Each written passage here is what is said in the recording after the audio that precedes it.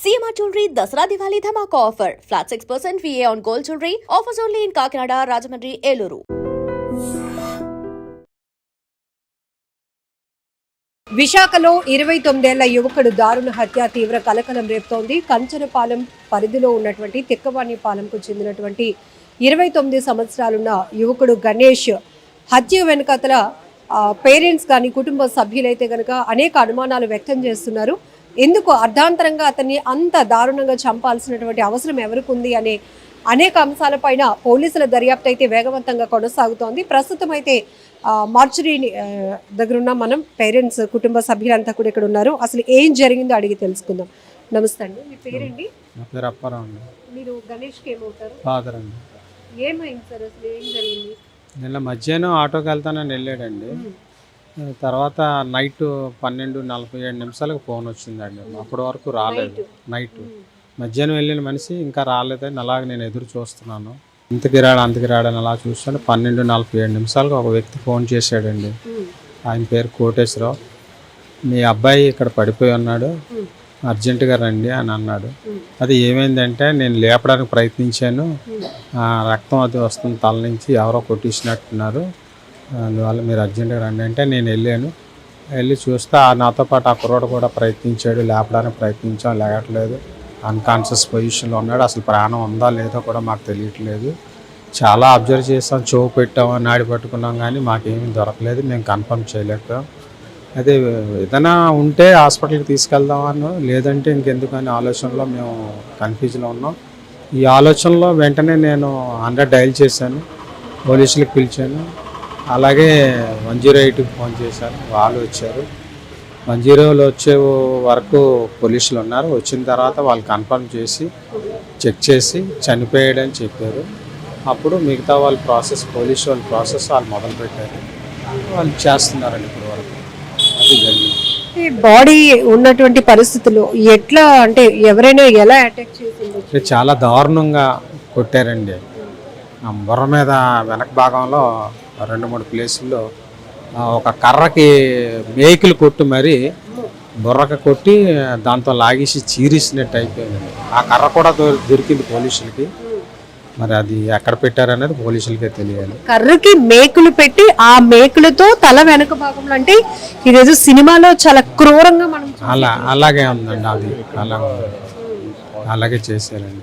అలాగే కన్ను మీద గుద్దేశారు. కన్ను కూడా రెడ్గా అయిపోయి అయిపోయింది. మరి పక్క ఎముకలు భాగంలో కూడా దెబ్బలు ఉన్నాయి. షర్ట్ అయితే ఇప్పిస్తుందండి, ఆటోలో పడి ఉంది. ప్యాంటుతో ఉన్నాడు. పోలీసు వారు వచ్చిన తర్వాత ప్యాంటు కూడా ఓపెన్ చేసి ఇంకెక్కడైనా దెబ్బలు ఉన్నాయని చెక్ చేశారు. మరి వాళ్ళు ఏం డెసిషన్ తీసుకున్నారో మాకు తెలియదు. మా అబ్బాయి డిప్లొమా మెకానికల్ చేశాడు. మెకానికల్.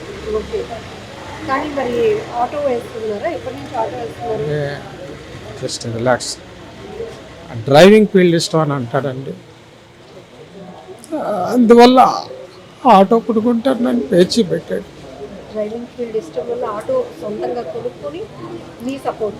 లవ్ మ్యారేజ్ చేసుకున్నాడు. జీవనోపాధి ఏదో ఉండాలని ఆటో కొనుక్కున్నాడు, నడుపుకుంటున్నాడు. మధ్యలో ఇక రకమైన గొడవలు అవుతూనే ఉన్నాయి. ఏం జరిగింది అనేది తెలియకుండా పరిస్థితిలో ఉందండి. 2 పిల్లలు, పెద్ద బాబు, వీడు చిన్న బాబు. మ్యారేజ్ అయ్యి ఎన్నాళ్ళు అవుతుందండి మీ అబ్బాయికి? 2018లో అయినట్టు. ఒక బాబు అండి, 6 years ప్లస్ అండి. గొడవలు జరుగుతూ ఉన్నాయి అంటున్నారు. ఎవరి మధ్య, అంటే ఎందుకు అసలు ఇంత దారుణంగా చంపాల్సినటువంటి అవసరం? అది అంటే అంత దారుణంగా చంపవలసినంత కారణం అయితే మాకు కూడా ఏమి కనబట్టలేదండి. ఎందుకు అంత దారుణంగా చేశారనేది అర్థం కావట్లేదు.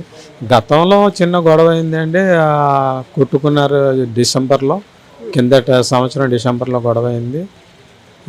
ఆ వ్యక్తులకి ఈ వ్యక్తులకి రిలేషన్స్ ఉన్నాయండి. ఇప్పుడు ఉన్న రౌడీ షీటర్స్కి వాళ్ళకి వీళ్ళకి. ఎందుకండి గొడవలు దేనికి అసలు? అసలు ఎందుకు అవుతున్నాయో తెలియదండి. వాళ్ళు ఏదో అక్కడ తాగుతూ ఉంటారు ఆ ఖాళీ ప్లేస్లో, వీళ్ళు ఎక్కడో తాగుతుంటారు. వాళ్ళు ఎందుకు కలుస్తారో ఎప్పుడు కలుస్తారో కూడా తెలియదు. మా అబ్బాయి అదే టైంలో ఆటో పెట్టడానికి వస్తుంటాడండి అక్కడికి, ఆ ప్లేస్లో పార్కింగ్ చేయడానికి వస్తుంటాడు. ఇప్పుడు మొదట నిన్న రాత్రి మీకు ఒక ఫోన్ కాల్ వచ్చిందన్నారు, కోటేశ్వరం అనే వ్యక్తి. ఆ ఫోన్ కాల్ చేసిన పర్సన్ ఎవరండి, మీకు ఏమైనా ఐడియా ఉందా? మా ఇంటి ఎదురు ఇల్లేనండి. గతంలో అతనితోనే గొడవ అయిందండి. అతను వాళ్ళ తమ్ముడు ఇంకొక వ్యక్తి శ్యామ్ అనే వ్యక్తి. ఈ ముగ్గురి మీద మనం కేసు పెట్టి కూడా ఉన్నామండి. ఆ కేసు నడుస్తుంది ప్రజెంట్, ఇంకా కోర్టుకు వెళ్ళలేదు. వాళ్ళు నిన్నగా ఒక 10 రోజుల క్రితమే నాకు ఫోన్ చేశారండి స్టేషన్ నుంచి. మీరు పలానా రోజు కేసు పెట్టారు కదా, అది దెబ్బలు తగిలాయి కదా, మీ అబ్బాయి కన్ను డ్యామేజ్ అయింది, అది దేంతో కుట్టారో మీరు ఏమైనా చెప్పగలరా అని అన్నారు. అది మాకు ఐడియా లేదండి. మేము ఊహించుకున్నది ఏంటంటే వాళ్ళ చేతులకు కడాలు అవి ఉన్నాయండి, ఎనప కడాలు, అవి తీసి గుద్దీసి ఉంటారని మేము అనుకుంటున్నాం అండి అని చెప్పాము. ఇప్పుడు నిన్న ఈ వ్యక్తి కోటేశ్వరం అన్న వ్యక్తి ఫోను మీ అబ్బాయి ఫోన్ నుంచి చేశాడా, అతని ఫోన్ నెంబర్? అతని ఫోన్ నుంచే చేశాడండి. మా అబ్బాయి ఫోన్ నుంచి కాదు, అతని ఫోన్ నుంచే చేశాడు.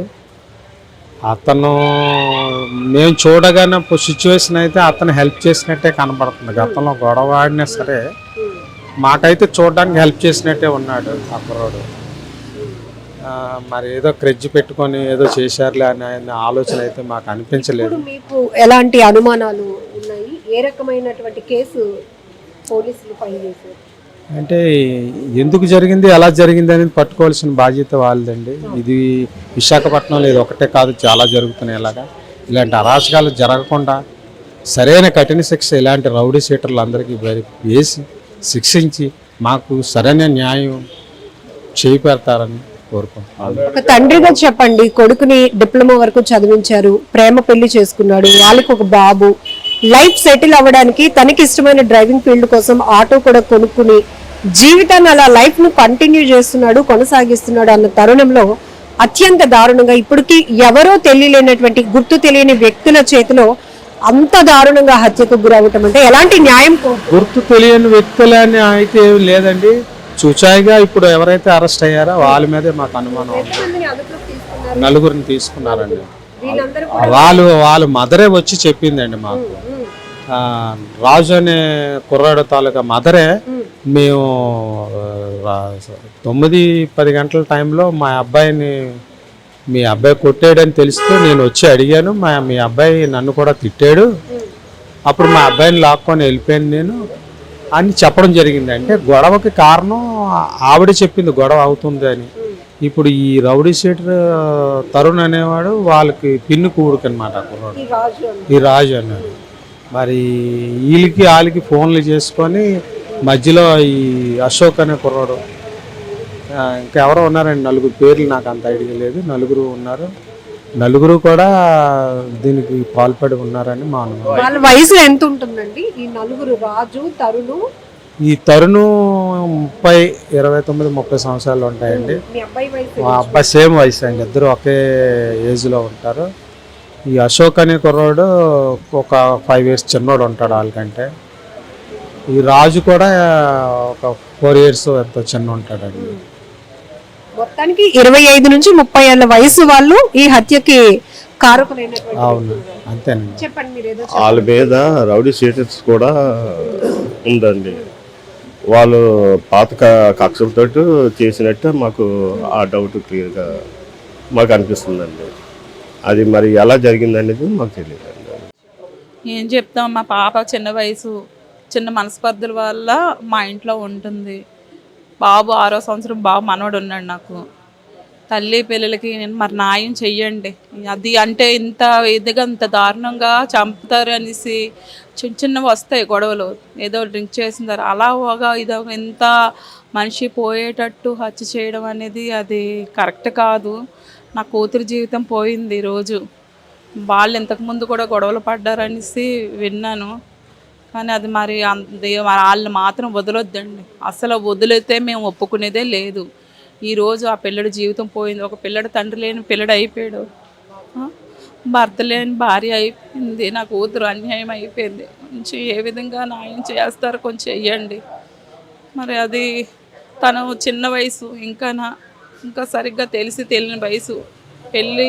ఇష్టపడి పెళ్లి చేసుకోవడం వల్ల ఆ లైఫ్ని అలా నీడ్ చేస్తుంది, కానీ ఇంకేం తెలియదు పాపకి. ఏం తెలుస్తుంది? ఏం మాట్లాడడానికి కూడా అవకాశం పాపకి లేదు.